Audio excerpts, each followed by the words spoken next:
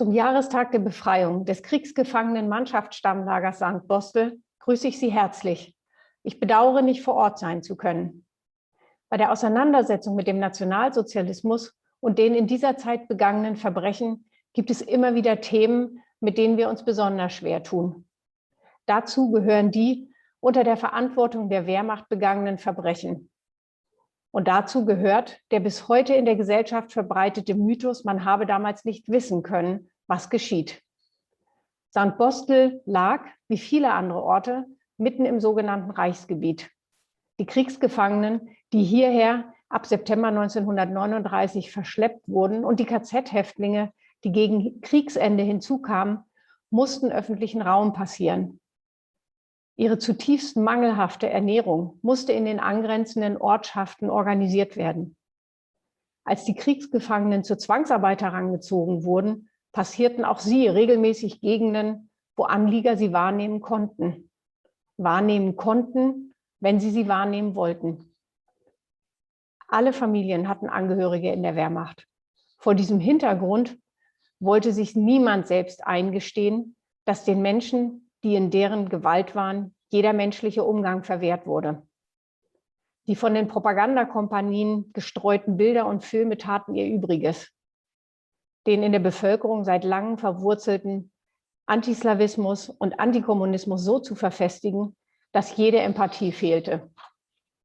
Es macht uns sprachlos, wie sehr ausgeblendet wurde, dass Menschen sich an vielen Orten Höhlen graben mussten. In St. Bostel ist das nicht der Fall, aber in vielen anderen Kriegsgefangenenlagern ja. Dass sie Höhlen graben mussten, um der winterlichen Kälte minimal zu entgehen, dass sie an Hunger und Krankheiten starben, weil ihnen sogar ein Mindestmaß an Ernährung und grundlegender Hygiene verweigert wurde. An diesem Tag gedenken wir all derer, die diese Zustände ertragen mussten, und all derer, die elend daran zugrunde gingen. An diesem Tag sollten wir uns auch mit der Frage beschäftigen, was die deutsche Gesellschaft in der Zeit des Nationalsozialismus dazu motivierte, das Lager St. Bostel mit all seinen Implikationen völlig zu verdrängen. Dass sie wissen konnten, was sich dort ereignete, steht, wie in Bezug auf andere NS-Verbrechen, sicher außer Frage.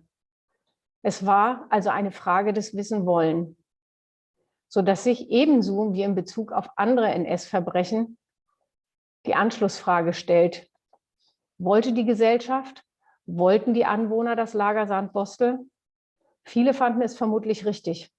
Und diejenigen, die es nicht in Gänze richtig fanden, waren bereit, es in Kauf zu nehmen, weil es einherging mit dem NS-Regime, das man wollte.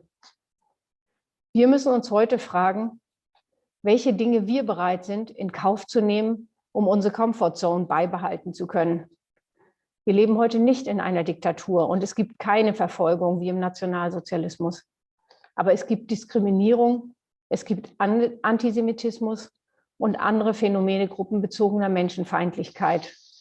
Und so kommen wir nicht umhin, auch uns in die Pflicht zu nehmen und zu fragen, wo jede und jeder von uns mehr tun könnte, um etwas dagegen zu tun, dass unsere Gesellschaft weiter verroht.